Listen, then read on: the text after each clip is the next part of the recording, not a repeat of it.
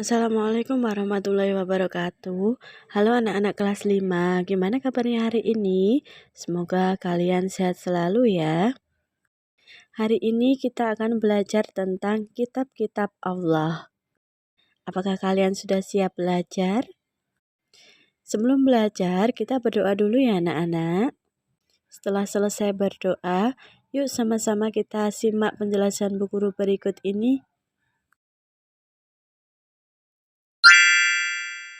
Anak-anak, pelajaran kita yang pertama yaitu mengenal kitab-kitab Allah Subhanahu wa Ta'ala.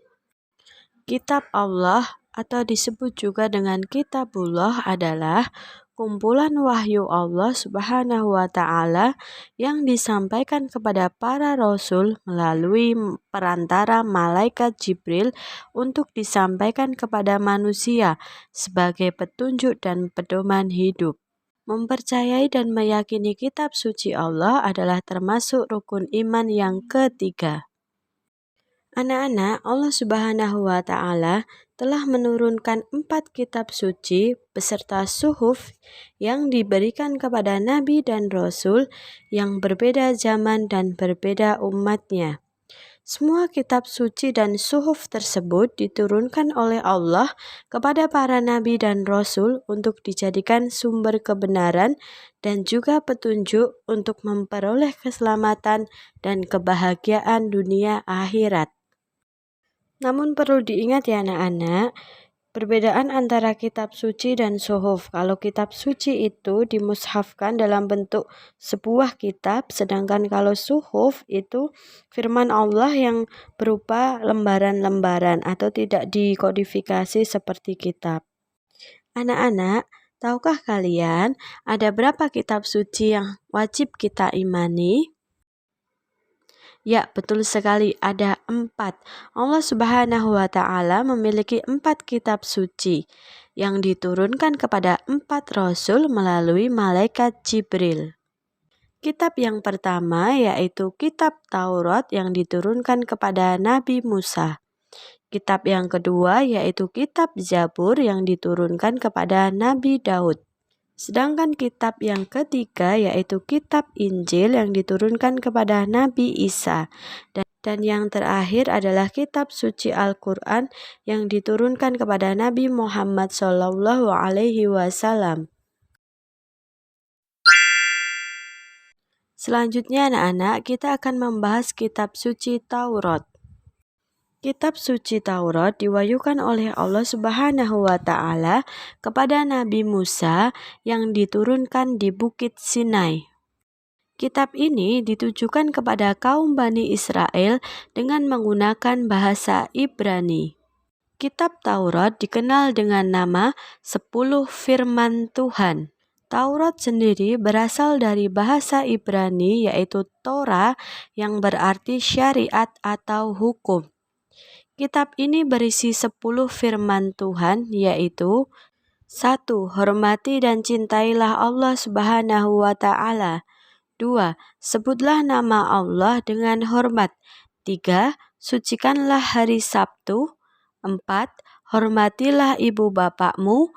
5. Jangan pernah membunuh. 6. Jangan berbuat zina. 7. Jangan mendekati perbuatan zina. 8. Jangan mencuri. 9. Jangan berdusta. Dan yang terakhir ke-10, jangan mengambil hak orang lain. Selain 10 firman di atas, Nabi Musa alaihi salam juga menerima wahyu lain tentang tata cara melakukan sholat, berkurban, upacara, dan yang lain-lain. Dalam dakwahnya, Nabi Musa dibantu oleh saudaranya yaitu Nabi Harun alaihi salam. Dalam perkembangannya setelah Nabi Musa wafat, isi kitab Taurat telah diubah oleh para pemuka agama Yahudi. Kitab selanjutnya yaitu kitab Zabur. Kitab Zabur adalah kitab suci yang diturunkan kepada Nabi Daud alaihi salam untuk dijadikan sebagai petunjuk dan juga bimbingan bagi umatnya. Kitab Zabur ini ditulis dengan bahasa Kipti. Secara bahasa, Zabur berasal dari kata zabaro, yajburu, zabrun yang artinya tulisan. Jadi, Zabur menurut arti aslinya adalah kitab tertulis. Zabur atau yang disebut juga Mazmur berisi tentang 150 nyanyian dan pujian kepada Allah Subhanahu wa taala atas segala nikmatnya. Kitab Zabur juga berisi tentang zikir, doa, nasihat dan juga hikmah. Kitab Zabur diturunkan oleh Allah Subhanahu wa taala sebagai petunjuk jalan yang lurus bagi umat Nabi Daud alaihi salam.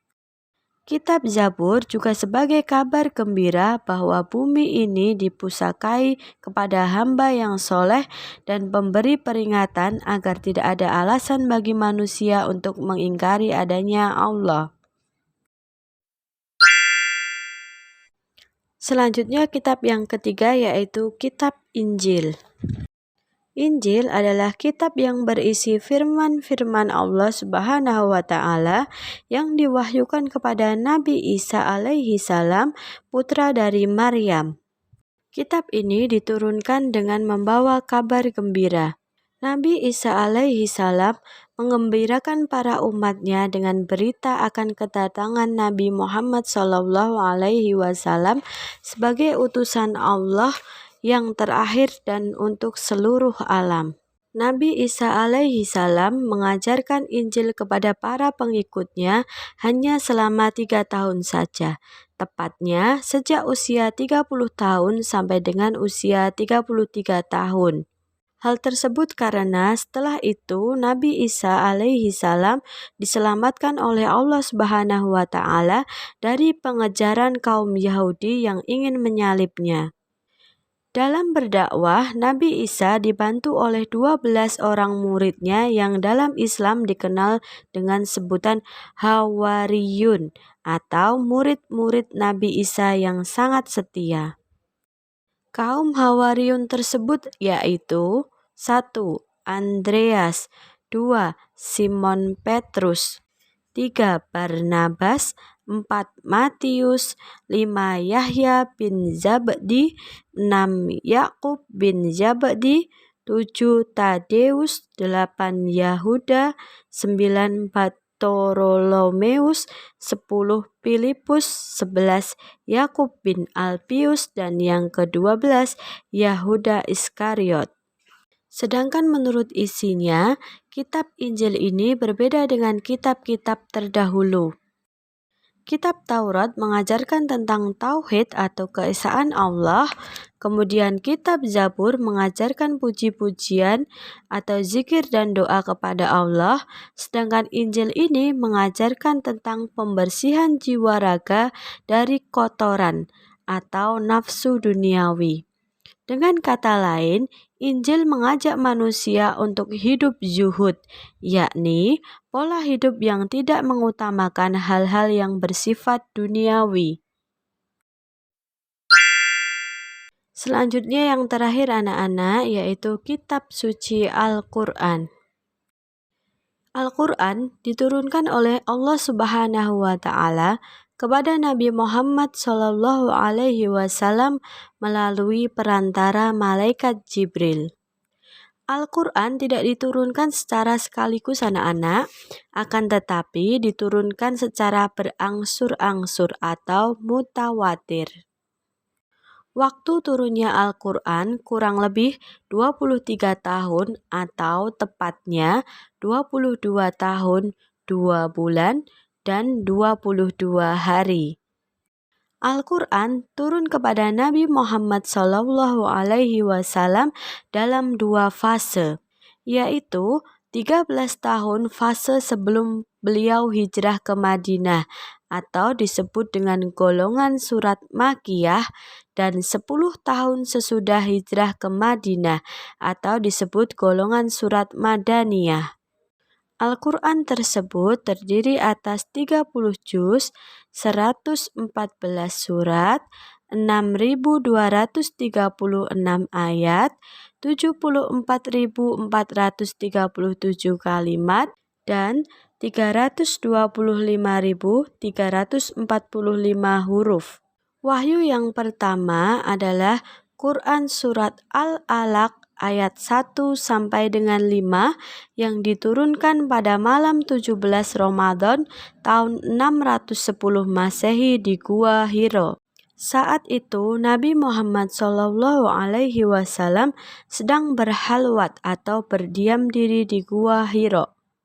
Nah, anak-anak, dengan diterimanya wahyu yang pertama ini, maka Nabi Muhammad SAW diangkat oleh Allah menjadi Rasul, yakni manusia pilihan Allah Subhanahu wa Ta'ala yang diberi wahyu untuk disampaikan kepada umatnya. Dan mulai pada saat itu, Rasulullah Shallallahu Alaihi Wasallam diberikan tugas oleh Allah untuk menyampaikan risalahnya kepada seluruh umat manusia.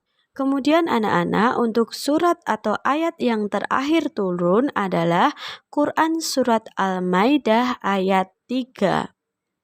Surat Al-Maidah ini diturunkan ketika Rasulullah sedang melakukan haji wada atau haji perpisahan yang terakhir, karena setelah itu Rasulullah Shallallahu Alaihi Wasallam wafat. Anak-anak, tahukah kalian bahwasanya Al-Quran memiliki nama-nama lain? Nama-nama lain tersebut yaitu 1. Al-Huda yang artinya petunjuk. Yang kedua, Al-Furqan yang artinya pembeda. Yang ketiga, Asy-Syifa yang artinya obat. Yang keempat, Az-Zikr yang artinya pemberi peringatan. Yang kelima, Alkitab yang artinya yang ditulis. Yang keenam, Al-Hikmah yang artinya kebijaksanaan. Yang ketujuh, Al-Bayan yang artinya penerang. Dan yang kedelapan, An-Nur yang artinya cahaya. Yang kesembilan, Al-Kalam yang artinya ucapan atau firman. Dan yang terakhir, Al-Busra yang artinya kabar gembira. Anak-anak, tahukah kalian bahwasanya Al-Quran ini diturunkan untuk menyempurnakan kitab-kitab sebelumnya? Al-Quran menghapus sebagian syariat yang ada pada kitab terdahulu dan melengkapi dengan tuntunan yang sesuai dengan perkembangan zaman. Dan Al-Quran ini juga menjadi kitab suci terlengkap dan berlaku bagi semua umat manusia hingga akhir zaman nanti. Anak-anak, seluruh kitab Allah Subhanahu wa Ta'ala membawa ajaran yang terpuji. Kitab tersebut adalah petunjuk dalam kehidupan, petunjuk kepada manusia untuk berperilaku. Berikut ini adalah contoh perilaku terpuji yang dicontohkan dalam kitab suci. Yang pertama yaitu ajaran terpuji kepada Sang Pencipta, yaitu Allah Subhanahu wa Ta'ala. Ajaran terpuji tersebut yaitu tentang beribadah kepada Allah, seperti sholat, puasa, zakat, dan yang lain-lain. Yang kedua, berdoa kepada Allah. Dan yang ketiga adalah menjauhi seluruh larangan-larangan Allah. Selanjutnya, ajaran terpuji kepada sesama manusia. Yang pertama, berjabat tangan saat bertemu. Yang kedua, membantu teman yang sedang dalam kesulitan. Yang ketiga, menjenguk teman yang sakit. Selanjutnya, ajaran terpuji kepada hewan dan juga tumbuhan. Yang pertama, memberi makan hewan peliharaan. Yang kedua, membersihkan kandang tempat hewan peliharaan tersebut. Dan yang terakhir, menyiram tanaman yang ada di taman serta memberi pupuk pada tanaman tersebut. Yang terakhir yaitu ajaran terpuji kepada diri sendiri. Yang pertama, mandi 2 kali sehari. Yang kedua, menjaga kebersihan dan juga kesehatan. Yang ketiga, memotong kuku yang sudah panjang. Anak-anak, alhamdulillah pembelajaran kita hari ini sudah selesai. Apabila ada yang ingin ditanyakan, silakan japri melalui WA ya. Selanjutnya anak-anak, kalian kerjakan soal tersebut di buku portofolio. Boleh kalian tulis jawabannya saja, kemudian difoto dan diupload ke Google Formulir. Alamat Google Formulir sudah di-share di grup masing-masing ya. Ya, cukup sekian dari Bu Guru, kurang lebihnya mohon maaf. Wassalamualaikum warahmatullahi wabarakatuh. Selalu semangat belajar dan jangan lupa beribadah.